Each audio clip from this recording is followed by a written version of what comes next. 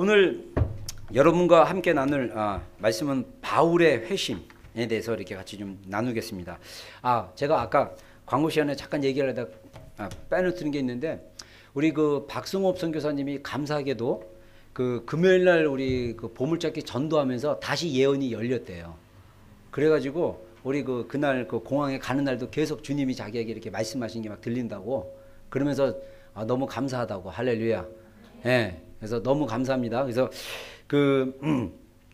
제가 이제 우리 박선교사의 그 티칭이나 이런 걸 쭉 보면서 느꼈던 것들은 뭐냐면, 정말 예수님을 확실하게 만나고 그분을 경험하고 그분과 동행하는 삶이 크리스천에 있어서 굉장히 중요하지 않나, 이런 생각을 좀 해봤어요. 여러분, 여기서 회심이라는 건 뭐냐면 하나님을 만나고 완전하게 바뀌는 삶을 회심이라고 얘기합니다. 그래서 다른 종교에 있다가 완전히 예수님을 만나고 하나님을 만나고 하나님의 사람으로 완전히 바뀌어지는 거, 우리가 그걸 갖다가 이제 회심, 마음이 완전히 바뀌었다, 이렇게 얘기할 수 있습니다. 근데 우리 여러분들, 우리 신앙생활 하면서 회심에 있어서 가장 힘들어하는 사람들이 뭐냐면 모태신앙들이 힘들어해요. 자기는 엄마 뱃속에서부터 교회를 다녔는데 자꾸 회심 하는데, 나는 그냥 어렸을 때 엄마 뱃속부터 교회를 다녔고 늘 교회를 다녔기 때문에 굳이 그런 회심이라는 그런 신앙의 어떤 체험이 없다라고 얘기하는데, 근데 여러분들 중요한 거는 우리 안에 예수 그리스도를 인격적으로 만나고 그분이 정말 하나님의 아들이고 그분이 참 하나님이라는 것을 확실하게 경험하지 않으면 우리의 신앙이 항상 형식적이 되거나, 또 우리의 신앙이 그 생명력이 없는 신앙으로 나갈 수가 있어요. 여러분, 그래서 교회 안에서 우리 박성교사님 메시지 통해서 여러분들이 거기서의 핵심은 뭐냐면요, 박성교사 계속 강조하는 게 뭐냐면 살아있는 하나님과의 관계를 얘기하거든요. 여러분, 하나님 살아계십니까? 안 살아계십니까?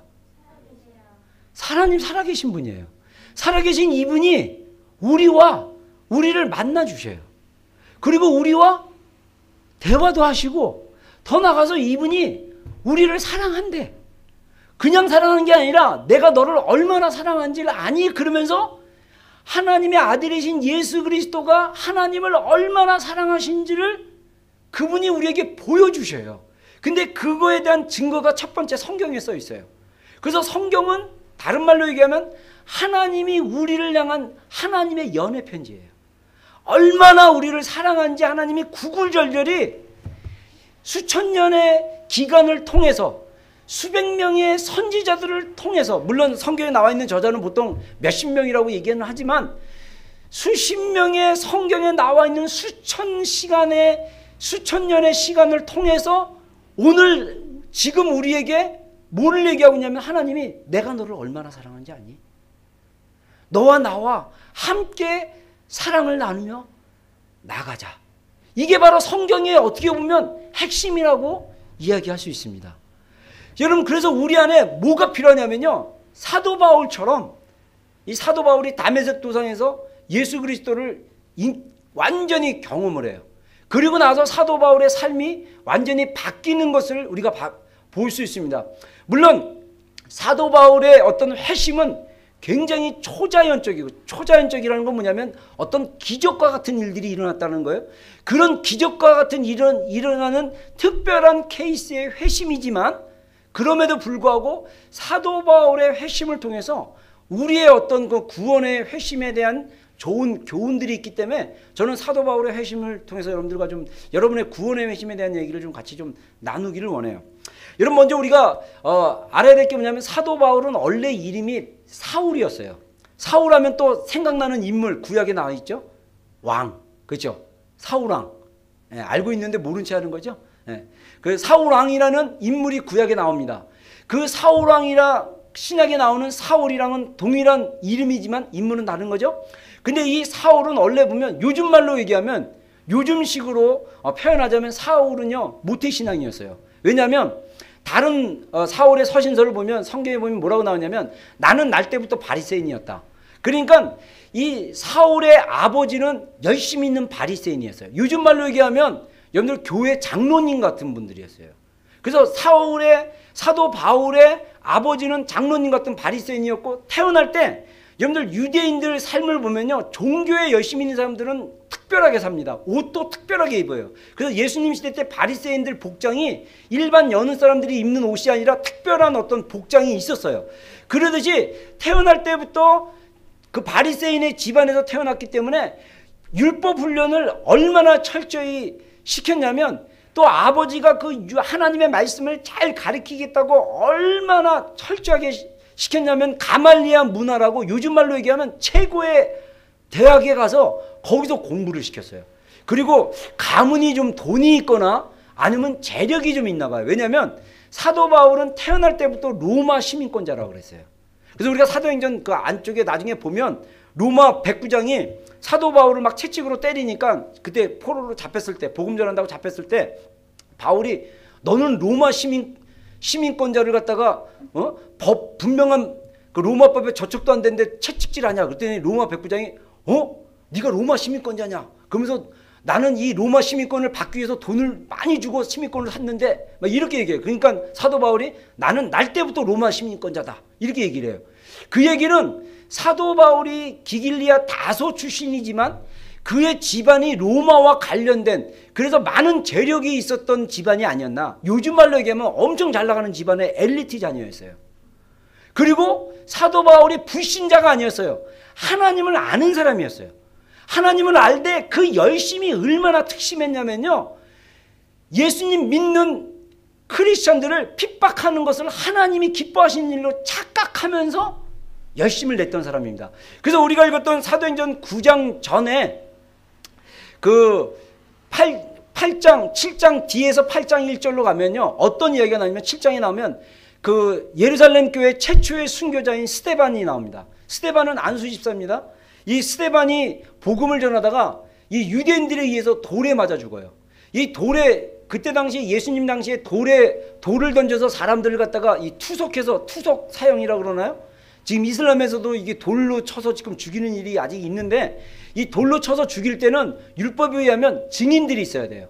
그래서 그 증인이 있어야 되는데, 그 죄는 하나님을 모독하거나 하나님 불경죄를 했을 때 보통 돌로 쳐 죽이는데, 스데반이 복음을 전하다가 사람들에게 돌에 맞아 죽습니다. 근데 사람들이 돌로 스데반을 치기 전에 그 증인들, 스데반을 하나님을 모독한다라는 그 스데반을 고소했던 증인들이 그 옷을 벗어서 누구에게 갖다 주냐면 사도 바울의 발 앞에 놨다라고 성경에 나와 있어요. 사도행전 7장 53절쯤에 보면.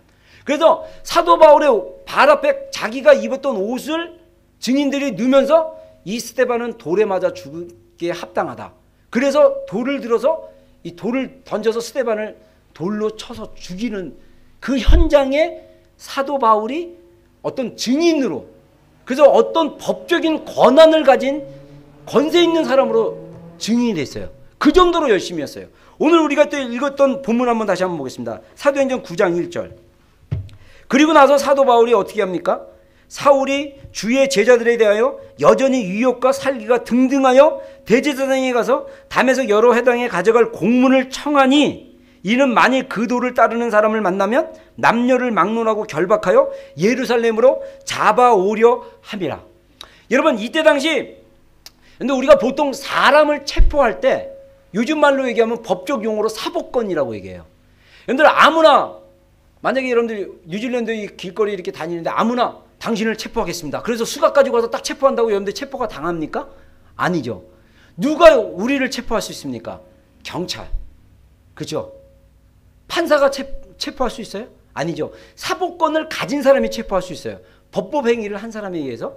사도 바울이 다메섹이라는 예루살렘에서 좀 떨어진 그 도시, 다른 도시에 크리스천들이 많이 있다는 얘기를 듣고 예루살렘으로 데려오려고 공문을 대제사장들에게 청해서 체포할 수 있는 권한을 달라고 그래서 요즘 말로 얘기하면 체포영장을 받아다가 크리스천들을 핍박하려고 했던 사람이에요. 이 얘기는 다시 말해서 사도 바울이 그 법적으로 종교적으로 되게 대단한 권한을 가진 그런 사람이었거든요. 근데 사도 바울은 그런 권한을 가지고 자기가 하나님을 믿는데 어떻게 믿었냐? 크리스찬들은 이단이기 때문에 그때 당시 유대인들 입장에서 볼 때는 크리스찬들은 나자렛 땅이라고 해서 예수님이 나자렛 그 마을 출신이기 때문에 그 나자렛 땅이라 그래서 이 예수님 믿는 사람들은 유대인의 한 부파로 생각한 거예요. 그래서 이단이라고 생각해가지고 잡아가지고 감옥에도 넣고 종교 심판도 하고 또 막 너무 심하면 스데반을 돌로 쳐 죽이듯이 그들을 돌로 쳐 죽일 수 있는 그런 종교적인 권한을 가지고 있었던 거예요. 그런 바울이 크리스천들을 체포하러 뭐 성경에는 말을 탔다라고 얘기하지 않지만 걸어갔겠습니까? 그렇죠? 제 생각에는 개인적으로 말을 타고 갔다고 생각합니다. 말을 타고 가다가 갑자기 다메섹으로 들어가는 그 시티 중간에서 하늘에서 강력한 빛이 나오는 거예요. 그러니까 사람들이 길 가던 성경에 보면 길 가던 사람들이 그 빛에 놀라서 넘어졌다고 그랬어요. 너무나 강력한 빛이니까 그 빛을 받고 길 가다가 넘어졌어요. 그러면서 음성이 들립니다. 사울아 사울아 네가 어찌하여 나를 핍박하느냐. 그러니까 사울이 깜짝 놀래가지고 주여 누구십니까? 나는 네가 핍박하는 예수다. 이렇게 얘기를 해요. 그리고 나서 예수님이 바울에게 뭐라고 얘기했냐면 사울아 너는 직가라는 곳에 가서 거기에 머물러 있어라. 내가 사람을 보내주겠다. 이런 얘기를 합니다. 이 얘기는 뭡니까? 사도 바울이 하나님을 알았지만 예수 그리스도를 몰랐고 오히려 예수 그리스도를 반대하는 자리에서 핍박하는 자리에 서 있었어요. 근데 하나님이 초자연적으로 사도 바울을 만나 주셨어요. 여러분 우리가 여기서 배울 수 있는 교훈은 뭐냐면요. 하나님 우리가 여러분들이 구원의 확신을 갖거나 구원의 체험이 있는 사람들은요. 하나같이 우리가 고백해야 될 것은 뭐냐면 하나님이 먼저 우리를 만나 주셨다는 사실이에요. 그래서 성경에 보면요. 성경 창세기부터 쭉 보면 사람들이 하나님을 찾았기 때문에 하나님을 만난 것이 아니라 하나님이 그들에게 먼저 만나 주셨기 때문에 그들이 하나님을 알았어요. 창세기 12장 보면 아브라함이 나옵니다. 아브라함은 원래 성경에 보면요. 아브라함의 집안은 우상을 섬기는 집안이었어요. 아브라함의 아버지가 우상을 섬기는 것뿐만 아니라 아브라함 아버지의 직업이 뭐냐면 우상을 조각하는 사람이었어요. 대단한 집안이죠. 요즘 말로 얘기하면 완전 귀신을 그냥 숭배하는 그 대박수 무당의 집안의 아들이었어. 근데 하나님이 아브라함을 부르셨어요. 아브라함아 너는 내가 지시할 땅으로 가라. 그래서 아브라함을 아버지의 집에서 끄집어내서 하나님이 아브라함을 만나주셨어요. 할렐루야. 여러분 모세를 보세요. 모세는요 40년 동안 이집트 왕자로 있다가 자기가 히브리인 것을 알고 히브리 노예들을 도와주다가 이집트 사람을 죽였어요. 그래서 이집트 군대가 자기를 잡으러 온 걸 알고 사막으로 광야로 도망을 갑니다.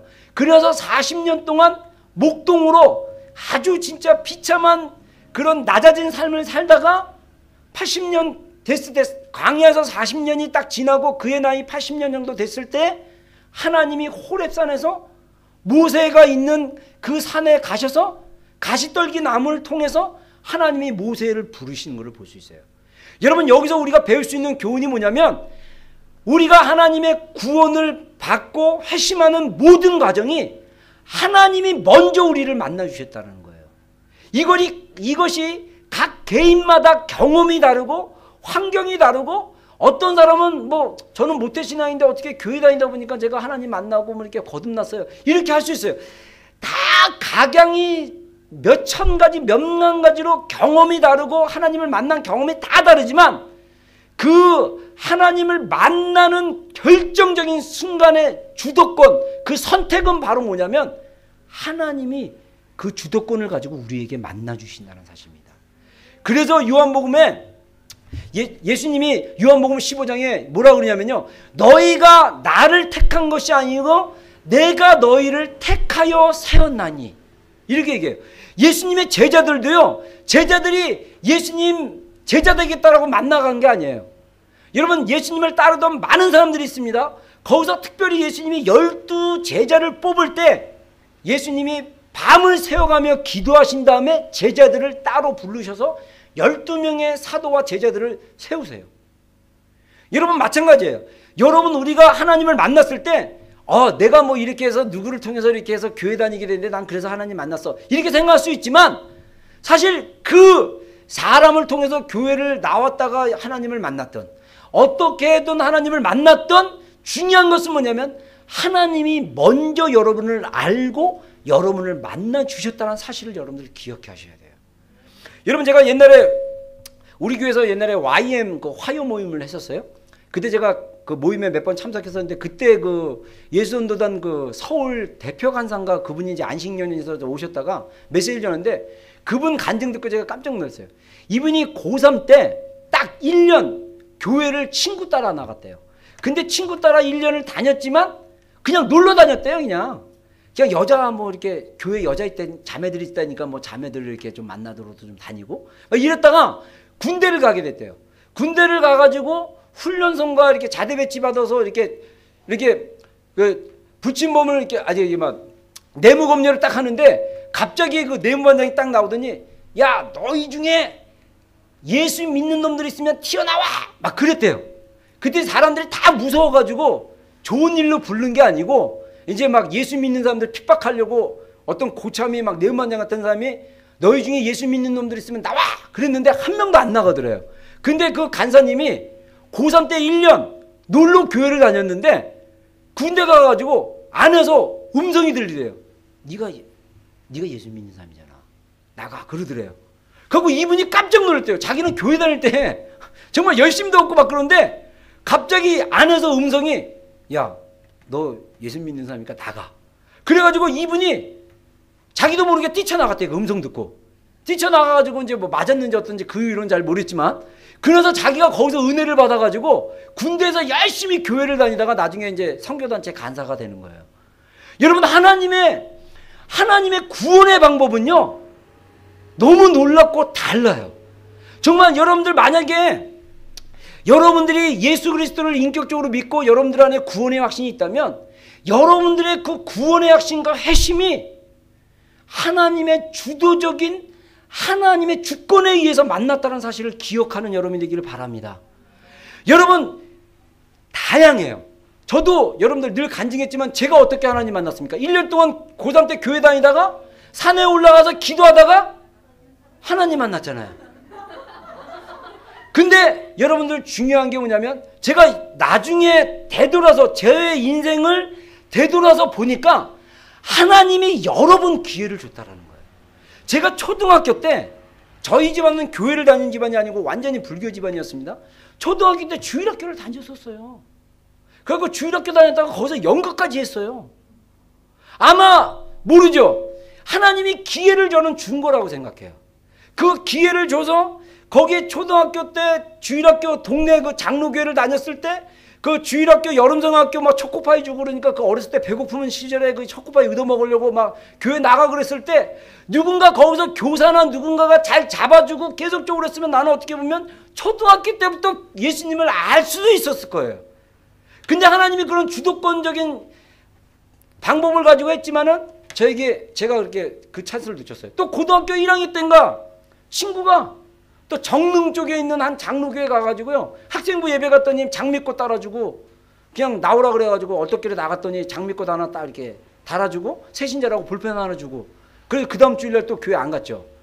뭐 이런 식으로 하나님이 여러 번, 또 중학교 때는 미션 스쿨을 다녔어요.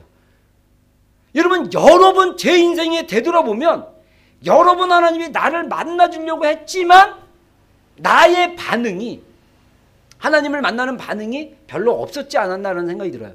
여러분, 마찬가지입니다. 예수님께서 사도 바울을 다메섹 도상에서 음성 가운데 초자연적으로 만나주셨어요. 근데 바울이 반응이 이거를 갖다가, 아, 이거 뭐 또 이상한 거나 보다. 그리고 만약에 하나님이 지시한 대로 안 있었으면 사도 바울은 다음 기회에 또 하나님을 만났는지 모릅니다. 여러분, 하나님이 우리를 변화시키기 위해서는요, 하나님이 먼저 우리 삶 가운데 주도권을 가지고 계시는 거예요.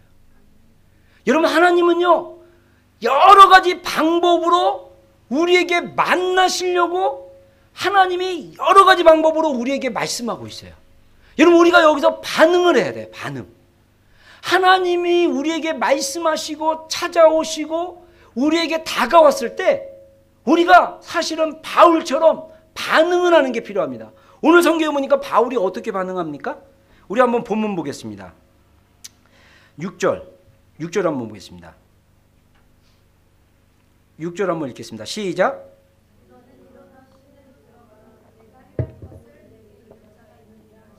예. 자, 여기 시내로 6절에 들어가라 이렇게 얘기하면서요. 9절에 보면요. 사흘 동안 3일 동안 보지 못하고 먹지도 마시 아니하니라. 무슨 말이냐면 사도 바울의 이 초자연적인 일이 일어났다 그러잖아요. 강력한 빛을 받는데 그 빛에 의해서 눈이 이 비늘이 쓰여진 거예요. 그러니까 그 비늘이 쓰여져 갖고 3일 동안 앞을 못 봤어요. 왜 사도 바울에게 하나님이 앞을 못 보게 했을까요? 여러분, 우리가 여러분들 이 회심에 있어서 그 과정을 보면 이 배경이 다 달라요. 여러분, 우리 박성업 선교사 그 회심하는 간증 첫날 와서 얘기했죠. 그죠? 막 마약도 하고 막 귀신에 사로잡혀가지고 막 그냥 미쳐가지고 막, 그죠? 그래갖고 무엇보다 어렸을 때부터 귀신에게 시달렸기 때문에 그 귀신의 영적인 작용을 알기 때문에 모든 걸 그냥 영적 전쟁의 그 시각으로 모든 걸 다 파악하잖아요. 귀신이냐 하나님이냐. 어떻게 보면 영적 세계는 심플해요. 하나님의 나라가 아니면 사단의 나라 가운데 있는 거예요. 그런 경험이 확실한 사람이잖아요. 그거는 박성교사의 독특한 부르심의 배경이고 환경이 다른 거예요. 저는 개인적으로 이 말씀을 묵상해 보면 사도 바울이 3일 동안 눈이 안 보이는 이유는 뭐냐면 사도 바울이 율법으로는 열심이지만 정말 이 하나님에 대한 진리에 대해서 눈이 가져졌기 때문에 초자연적으로 3일 정도는 안 보게 해줘야 안 보게 해줘야 육신을 의지하지 않지 않았나. 만약에 음성만 딱 들었으면 혹시 이거 마귀 음성 아니야? 이러고 말았을 거예요. 근데 3일 동안 안 보여. 눈을 뜨는데 비닐이 덮였어. 그래갖고 눈을 뜰 수가 없어. 아마 이 비닐이 눈곱으로 되는지도 모르겠어요. 뭐 생선 비닐인지 어떤지 아니면 플라스틱으로 한지 아니면 그때 당시 랩이 있어가지고 랩으로 쌌는지 아무튼 뜨려고 해도 안 떠지는 거야. 얼마나 초자연적입니까? 그쵸? 여러분들 만약에 예수님 믿는데 나는 강력한 초자연적인 일이 있었다. 그러면 내가 그만큼 강팍한 사람이었다는 걸 보면 돼요. 근데 저는 너무나 예수님을 쉽게 믿었어요. 여러분 감사하세요. 여러분의 마음밭은 너무 부드럽기 때문에 그냥 쉽게 예수님 믿게 하신 거예요. 할렐루야. 여러분들 다른 거예요. 뭐 어떤 그냥 이상한 일이 일어나고 막 이래야 뭐 하나님 만나는 게 아니라 그냥 저는 너무 그냥 예수님 뭐 그냥 어렸을 때부터 모태신앙인데 뭐 그냥 복음이 그냥 막 좀 믿어지고 막 얼마나 부드러운 마음밭을 가진 사람입니까? 정말 감사한 거예요, 여러분들. 여러분 중요한 거는 뭐냐면 내가 예수 그리스도를 만났느냐가 중요한 거예요. 내가 그분을 만나서 생명을 얻었고 그분과 동행하고 그분과 함께 살아가고 있느냐, 그게 중요한 것입니다. 사도 바울은요 3일 동안 보이지 않았어요. 더 놀라운 것은 뭐냐면요, 우리가 여기서 또 배울 수 있는 게 뭐냐면 이 하나님의 음성을 듣고 순종하는 사람들의 역할에 대해서 우리가 배울 수 있다는 것입니다. 여러분 여기 보면요, 사도 바울은 무조건 주님이 야 너 시내로 들어가서, 성경에 나와있지 않지만 어디 지역을 말했어요. 그래서 아나니아가 이제 그 다음에 이제 우리가 읽지 않았지만 그 뒤에 보면 아나니아는 인물이 나옵니다. 아나니아는 또 사도행전에 보면 또 이렇게 저주받아가지고 또 심장마비로 죽은 아나니아와 삽비라 있지만 또 다른 아나니아입니다. 다메섹의 아나니아. 이 아나니아는 경건한 자라서 주님과 이렇게 묵상하는 시간을 많이 가졌나 봐요. 근데 성경에 보면 환상 중에, 여기서 환상이라는 건 영어 성경에 보면 비전입니다. 우리 그 비전교회 영어처럼 비전이에요. 이 비전이라는 것은 뭐냐면 눈으로 보이는 거예요. 눈으로. 주님이 나타나셔갖고 뭐라 하냐면 아나니아야, 너는 직가라는 거리로 가서 사울을 만나라. 그리고 그를 위해서 안수해줘라. 그랬더니 아나니아가 그런 거예요. 주여, 그는 우리를 핍박하려고 우리를 잡으러 왔는데 어떻게 그렇습니까? 그러니까 그는 내가 이방인의 사도로 세웠기 때문에 너는 가서 기도해줘라. 아나니아가 순종했어요. 가가지고 아나니아가 사울이 있는 직가, 이 직가라는 우리말에는 영어 성경에 보면 스트리트 이름이 거리 이름이 스트레이트 스트리트예요. 그러니까 직선으로 된 도로. 그러니까 되게 도로가 번화가에 있었나 봐요. 아무튼 거기에 가서 아나니아가 사울에게 가갖고 뭐라고 하냐면요, 사울아, 네가 길에서 만난 예수님이 나를 보냈다. 그래가지고 딴 거 하지 않았어. 성경에 보면요, 그냥 아나니아가 사울을 갖다가 안수기도 하니까 눈에 있던 비늘이 벗겨지면서 눈을 떠서 보게 되고, 거기서 아마 아나니아에게 복음을 들었겠죠. 네가 핍박하려는 예수님은 사실은 우리 민족이 기다리고 있는 메시아고, 그래서 예수님의 행적에 대해서 쭉 설명해주고 복음에 대해서 설명을 해줬겠죠. 성경에 보면 이 사울이 눈이 벗기고 예수님에 대한 복음을 듣고 그가 며칠 동안 있다가 사울이 바로 어떻게 반응하냐면요, 다메섹에서 복음을 전하기 시작했어요. 근데 여러분들 생각해보세요. 지금이야 뭐 이 통신시설이 잘 발달돼가지고 전화도 하고 인터넷 이메일도 하고 막 그래갖고 연락이 잘 되지만, 옛날에는 그 통신시설이 발달되지 않기 때문에 사람을 통해서 이렇게 보통 전달을 하잖아요. 사도 바울이 그때 예루살렘에서 공문을 가지고 다메섹 시티에 있는 크리스찬들을 핍박하러 왔다면, 이거는 어떤 공권력을 가지고 공식적인 공인의 입장으로 왔기 때문에 다메섹에 있는 그 율법을 가졌던 바리새인들이나 이런 사람들이 사울이 이 크리스찬들을 핍박할 걸 기대했어요. 근데 이 사람이 며칠 잠적하다가 나타나더니 갑자기 잡으려는 사람들을 편에 서가지고 예수님을 증거하는 거예요. 그러면 믿습니까? 안 믿습니까?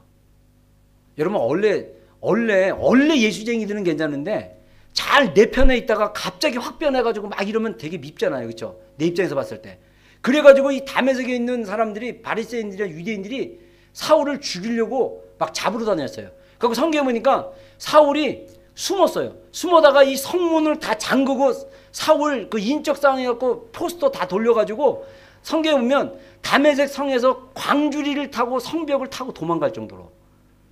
근데 여기서 우리가 배웠던 게 뭐냐면요, 다시 말해서 바울이 복음을 열심히 전했다는 거예요. 저는 여기서 어떤 도전이 되냐면, 야, 우리가 왜 오늘날 우리의 교회들이, 크리스찬들이 이렇게 힘이 없을까? 왜 복음의 능력이 안 나타날까? 이거는 뭐냐면요, 우리가 받은 복음을 가지고 증거하는 일들을 별로 안 해서 그래요. 여러분, 요즘 현대교회는요, 너무 시스템을 갖다가 종교적으로 만들어버렸어요. 그래서 새로운 신자가 왔다. 그러면 성경 공부하자. 그래서 성경 공부하고 전도는 가르치지도 않아요. 그냥 무조건 제자반 해가지고 몇 주 해갖고 한 6개월. 어느 교회에서는 리더가 되려면 1년 정도, 2년 훈련을 받아야 돼. 훈련을 열심히 받아야 리더로 되었어요. 근데 초대교회는 안 그래요. 초대교회는요, 예수님 증거인데 복음 받아들이고 거듭나잖아요. 그럼 바로 침례 주거나 그때는 침례를 다 줬죠. 침례를 다 줘요. 그리고 그들이 구원받은 그 복음을 가지고 사람들에게 예수님에 대해서 말하기 시작하는 거예요. 그래서 초대교회가 그렇게 힘이 있고 능력이 있는 거예요. 그리고 또 나가서 이들의 그 복음 증거하는 것이 단순히 말로만 증거한 것이 아니었어요. 아픈 사람 있으면 기도해주면 막 병이 낫는 거예요. 귀신 들린 사람 있으면 예수님의 이름으로 막 기도하면 귀신 들린 사람이 막 쫓김을 당하고 막 그러는 거예요. 오늘날 우리의 교회가 그러한 원초적인 복음의 초기의 능력을 잃어버린 것 같아요. 그게 참 안타까워요. 저도 거기에 일조한 목사 중에 하나지만, 우리가 그래서 다 같이 회개합시다. 여러분, 우리가 예수님을 만나는 그 순간 우리가 복음을 전하는 자들이 돼야 돼요. 정말 저도 고3 때 그거를 만약에 교회에서 가르쳐줬다면, 사실 교회에서 가르쳐준 게 아니라 성령께서 그렇게 하셔야 되는데, 저는 그냥 거듭나고 너무 좋으니까 교회 생활만 했던 거예요. 교회 생활만. 그냥 교회만 열심히 다녔어요. 그냥. 그때 제가 섬겼던 교회가 전도 막 하고 막 분위기가 복음을 전하는 교회였다면 정말 저는 열심히 있는 복음 전도자가 됐어요. 엄청 뜨거웠거든요. 막 엄청 뜨거워가지고 막 그냥 엄청 뜨거운 거를 뭘로 표현하냐면 기도로 표현했어요. 그래가지고 우리 학생부실 그 밑에 지하에 이렇게 금요 철야하면 지하 안에 이런 사무실과 같은 그 창고가 있는데, 그 창고에 교회 물건들을 다 갖다 놨거든요. 교회 쌀부터 시작해갖고 그릇들 막 갖다 놓으면 한 3명이서 금요 철야 새벽 한 1시나 2시에 끝나요. 끝나고 나서 사람들 개인 기도하면, 저는 집에 버스가 끊어져서 못 가니까 교회에서 자는데 친구들끼리 뜨거운 3명이 딱 해갖고 요 창고에 들어가가지고 3명이 좁게 앉아가지고 거기 쌀 냄새도 나고 곰팡이 냄새도 막 그런데 불 딱 끄고 3명이 손잡고 막 열심히 막 그냥 기도하고 막 뜨겁게 막. 야, 근데 한 가지 안타까운 게 전도하러 안 나갔어. 기도만 했어. 그게 저는 이게 아쉽다 진짜. 정말 여러분들 우리가 삶 속에서 주님을 증거해야 돼요. 우리가 왜 예수님을 증거하지 않습니까? 사도 바울과 같이 예수님을 이게 정말 극적으로 확실하게 살아있는 관계에서 만나지 못하면요, 우리가 증거할 게 별로 없는 거예요. 근데 우리가 그분과 교제하고 있고 그분을 통해서 내 생명이 정말 새로워졌다라고 확신하면 여러분, 우리가 사람들에게 증거할 수 있는 겁니다. 여러분, 우리가 또 사도 바울의 핵심을 통해서 우리가 배울 수 있는 교훈이 뭔지 아십니까? 삶의 변화라는 거예요. 여러분들이 만약에 예수님을 만났고 구원의 확신이 있다라고 하면서 여러분 삶 가운데 별로 변한 것이 없다. 그러면 그게 진짜 구원인지 한번 우리가 퀘스천을 해볼 필요가 있습니다. 저는요, 정말 우리 박성호 선교사 메시지 통해서 들으면서 제 안에 염려가 왔어요. 염려. 뭐가 염려가 왔냐면, 이 박성교사가 말하는 그 핵심, 하나님과의 살아있는 생명적 관계를 아무리 강조해도 이게 뭔지 모르는 사람들이 많아요. 소위 교회 다니는 집사님들도 그게 뭔지도 몰라요. 종교적으로 마치 사도 바울이 사울이었던 시대에 종교적으로 율법적으로 이거 하라 이거 하지 마라, 하나님을 경외하면 이거다 하면서 어떤 행위로 자기의 신앙을 가늠하는 거에 관심이 있었지, 인격적이고 생명적이고 정말 여러분과 제가 지금 대화는 아니지만 여러분이 저의 얘기를 듣고 있잖아요. 그렇죠? 듣고 있듯이 서로 주고받는 관계가 없는 상태에서 신앙생활하는 사람들이 굉장히 많아요. 그래서 이 살아있는 관계가 뭔지도 모르는 사람들이 많아요. 여러분, 그런 사람들에게는 그게 다른 말로 얘기하면 종교라는 거예요. 종교. 여러분, 하나님은 살아계신 분이에요. 할렐루야. 이분이, 그래서 예수님이 다시 오신다는 건 우리가 두려워할 일이 아니에요. 우리가 기뻐할 일이에요. 이거는 지식으로 되는 게 아니에요. 내가 하나님 관계 가운데 바르게 서 있다. 내가 예수님과의 관계 가운데 생명이 있다. 주님 빨리 오는 게 얼마나 기쁜 일인데요, 여러분. 신나야 돼요. 신나야 돼. 안 돼요, 주님. 저 시집가면, 제가 애 낳으면, 제가 이렇게 기다리면 관계에 약간 문제가 있을 수도 있어요. 진짜 여러분, 우리가 이 하나님과의 그 만남을 통해서 우리가 계속적으로 이어지는 관계가 생명적인 관계라는 거예요. 여러분, 우리 나중에 이제 사도 바울이요, 정말 위대한 인물입니다. 그래서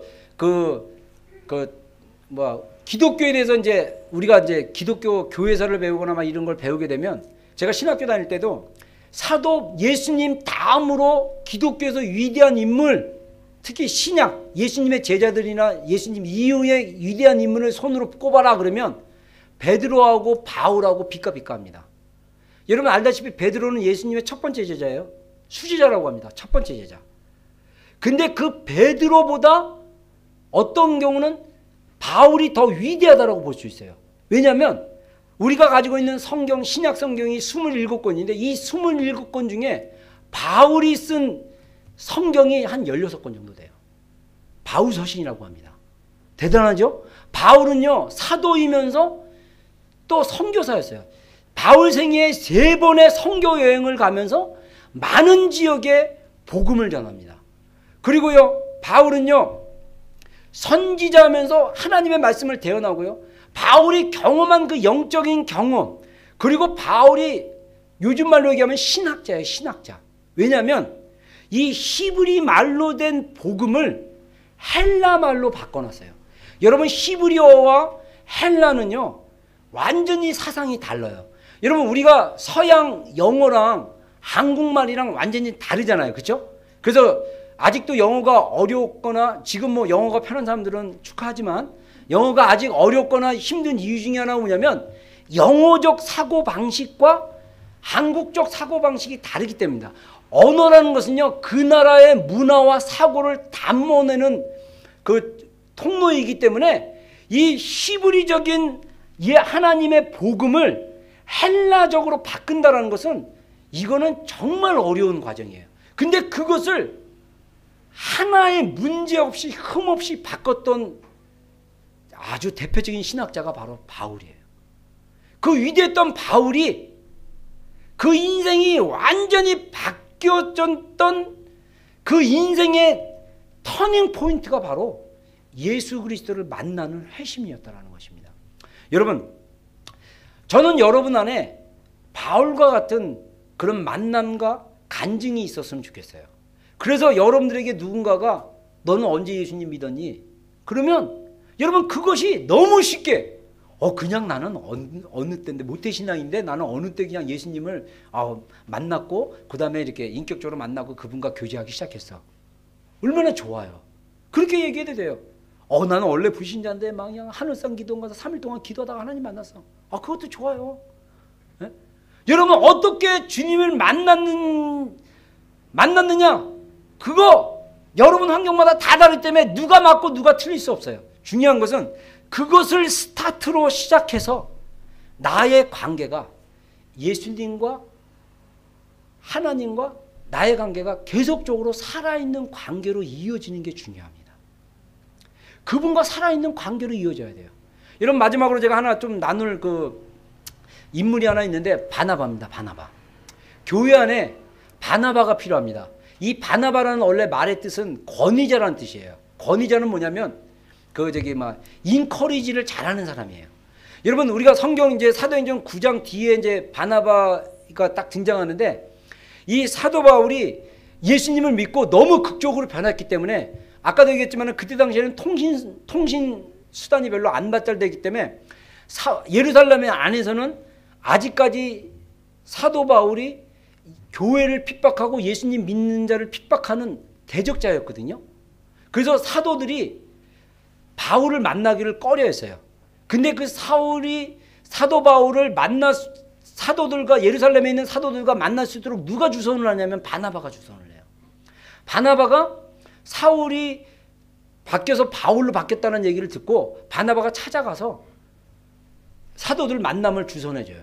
그래서 성경에 보면 예루살렘에서 사도 바울이 사도들과 만나가 교제해요. 그러나서 중간에 성경은 연도가 나와 있지 않기 때문에 계속 이어지는 것 같지만 그 기간이 몇 년이라는 시간이 흐르거든요. 사도 바울이 자기 고향 다소로 갔다가 나중에 갈라디아서 보면 아라비아 광야에서 머무는 시간을 갖습니다. 이 묵상하는 시간과 말씀을 또 이렇게 계시를 받는 시간이 좀 필요했나 봐요. 한 2년 반인가 머물러요. 그리고 나서 사도 바울이 고향에 딱 머물고 있는데 주의 때를 기다리고 있는데 바나바가 예루살렘 교회로부터 어디로 파송을 당하냐면 안디옥이라는 지역으로 파송을 당합니다. 이 사도행전 13장 12장 그 뒤쪽에 보면 안디옥이라는 지역은요 이방인들만 모이는 교회였어요. 그래서 안디옥에서 비로소 그리스도인이라는 이름이 불려지기 시작했다고 합니다. 거기 안디옥에 있는 이방인들을 통해서 크리스찬, 크라이스트 플러스 ing 그래가지고 그 ing가 아니죠. IAN. 그래서 크리스천, 그래서 그리스도를 따르는 사람들이라는 그리스도인이라는 말이 안디옥 교회부터 시작이 됐어요. 근데 안디옥 교회 안에 지도자가 없는 거예요. 그러니까 예루살렘에 있는 교회에서 누구를 파송하냐면 바나바를 목회자로 파송한 거예요. 요즘 말로 얘기하면. 파송했는데 바나바가 혼자 간 게 아니라 다소에 있는 바울을 데려다가 같이 목회를 합니다. 그래서 바나바가 바울을 데려다가 안디옥에서 같이 목회를 함으로써 이 안디옥 교회를 중심으로 선교가 막 되기 시작해요. 근데 더 재밌는 사실은 뭐냐면 이 바울이 성격이 굉장히 이렇게 과격한 분이나 봐요. 그래가지고 나중에 전도여행 1차 갔다 오고 나서 바나바랑 의견 충돌이 생겼어요. 사람 문제로. 마가를 데려가느냐 마느냐. 그래가지고 성경에 보면 심히 다투니라. 다투는데 그냥 다툰 게 아니라 갈라졌어요. 사역이. 그래가지고 바나바는 마가 데리고 따로 전도여행 가고 바울은 누가와 실라를 데리고 2차 전도 여행을 시작합니다.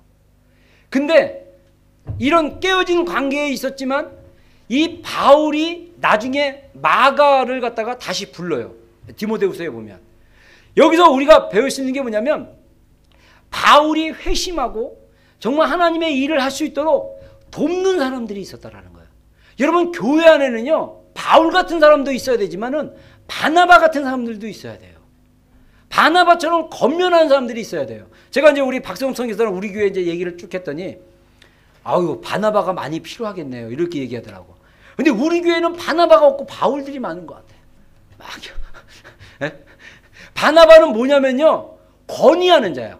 막 찾아가서 겉면하고 막 싹 그냥 썩으면서 지어주고, 이게 가증적인 모습이 아니라 싹 그냥 싹 웃으면서 친절하게 해주고 막 이러면서 그 바울이 안디옥 안에 잘 적응할 수 있도록 이런 돕는, 여러분, 사도 바울이 된 것은 그분이 잘나서 되는 게 아니에요. 하나님의 먼저 부르심이 있었고요. 그 다음에 사도 바울의 반응이 있었고요. 그 다음에 주변에 아나니아나 바나바나 그 사도 바울을 적절한 때에 음성을 듣고 감동을 받고 사도 바울을 도와주었던 그런 사람들이 있었기 때문에 오늘날 우리가 알고 있는 바울의 위대한 사역들이 우리 가운데 열매로 맺어지는 겁니다. 여러분, 마찬가지입니다. 여러분, 우리 비전교회 비록 지금 작지만 하나님이 저에게 개인적으로 주신 비전이 있어요. 이제 그 박성 교사가 갑자기 저한테 이런 질문을 하더라고요. 비전교회의 비전은 뭡니까? 그래서 목사님이 딱 두 가지를 냈습니다. 하나님 주신 그 감동. 첫째, 우리 교회는 작지만 이 오클랜드에 있는, 뉴질랜드에 있는 한인교회들이나 교회들을 섬기는 교회가 되겠다. 와, 대단하죠, 그렇죠? 작지만 여러분, 박성업 선교사 집회 섬기는 거랑 똑같은 거예요. 많은 분들이 은혜를 받잖아. 할렐루야. 다른 데 막 진짜 풀어주고 싶은데 다른 데서 다 거부해. 됐거든요. 다음에 막 이러잖아. 근데 우리 교회는 게 하잖아요. 할렐루야. 여러분, 우리 교회가 작지만요, 옛날에 ACC 할 때도 그렇고 많은 사람들을 데려다가 많은 사람들이 은혜 받을 수 있는 통로가 됐어요. 저는 기대하는 게 여러분들이 여러분 주변에 다른 교회 잘 다니는 사람들에게 좋은 통로가 되고 그들을 섬기는 사람들이 됐으면 좋겠어요. 여러분들이 하나님으로부터 받은 좋은 것들, 인포메이션이든 은혜든 생명력이든 그런 것들을 다른 교회 다니는 사람들한테 좋은 것들을 흘려보내세요. 그래서 하나님의 생명력이 다른 교회나 다른 사람들에게 흘러갔으면 좋겠어요. 저는 비록 우리 교회가 현재는 작지만 나중에, 지금은 미약하나 나중에는 창대케 되리라는, 할렐루야, 하나님의 말씀을 믿고 더 큰 것을 섬기는 그런 교회가 됐으면 좋겠어요. 또 하나 우리 교회 하나님 주신 비전은 뭐냐면요, 여러분들을 리더로 세우는 거예요. 그래서 우리 교회는 리더들의 교회예요. 리더들의 교회. 할렐루야. 그래서 요즘 제가 새벽 기도 때마다 역대상 말씀을 가지고 기도하잖아요. 이 자기 시대를 알고 시대를 이해하고 그 다음에 이스라엘이 마땅히 행할 바를 알았던 이사갈의 리더들 200명과 같은 리더들로 세워주시옵소서. 할렐루야. 여러분들이 정말 이 시대를 이해하고 이 시대 가운데 어떻게 행할지 아는 리더들로 하나님 세우시기를 원하는 거예요. 여러분, 그러기 위해서는요, 우리 삶 가운데 정말 사도 바울과 같은 분명한 우리 인생의 주님을 인격적으로 만나고 변화되는 그런 회심의 사건들이 있어야 돼요. 그리고 아나니아와 바나바처럼 서로를 세워주고 도와주고, 여러분, 그래서 우리가 정말 주님의 음성을 듣고 우리가 주님의 말씀을 듣고 귀 기울이는 게 얼마나 필요한지 몰라요. 여러분, 우리가 조금만 눈을 돌아보면요, 지금 주변에 고통받는 사람들이 얼마나 많은지 몰라요. 종류가 다양해요. 막 그냥 이상한 데 빠져가지고 막 힘들어하는 사람이 있고, 막 세상 가운데 빠져가지고 죄 때문에 괴로워하는 사람이 있고, 질병 가운데 그 질병의 고통 가운데 괴로워하는 사람들이 있고, 가정 환경도 그렇고 막 여러 가지 정말 그 도움을 필요하는 사람들이 너무나 많아요. 우리가 그들에게 하나님의 통로가 돼서 그들을 도와줘야 돼요. 그러기 위해서는 우리가 정말 사도 바울과 같이 분명한 회심과 또 더 나가서 정말 우리가 주님의 음성을 듣고 순종하는 일들, 그런 일들이 필요합니다. 아멘. 자, 기도하겠습니다.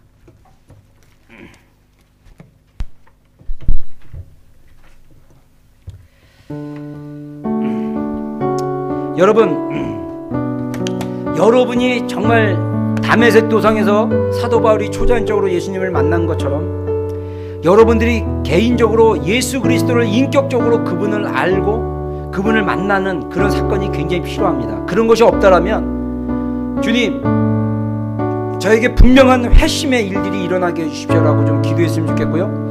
그런 일들이 여러분들이 있다라면 이제 여러분 정말 여러분들이 여러분 안에 있는 예수님을 사람들에게 소개하는 자들이 되십시오. 그리고 정말 사도 바울처럼 도움이 필요한 사람들이 있다라면 그들에게 가서 기도해주고 격려해주고 주님의 마음을 나눠주는 그런 아나니아나 또는 그 바나바와 같은 그런 역할을 해주는 그런 일들도 우리 안에 필요합니다. 정말 여러분들 일주일 동안 여러분 주변에 있는 힘들고 어려운 자들에게 그들을 격려하고 기도해주고 또 주님께로 이렇게 세워주는 그런 통로가 되는 여러분이 좀 됐으면 좋겠습니다. 우리 이 시간에 우리 들은 말씀을 좀 가지고 짧게 우리 한번 좀 기도하는 시간 갖겠습니다. 자유롭게 좀 기도하겠습니다. 예, 주님.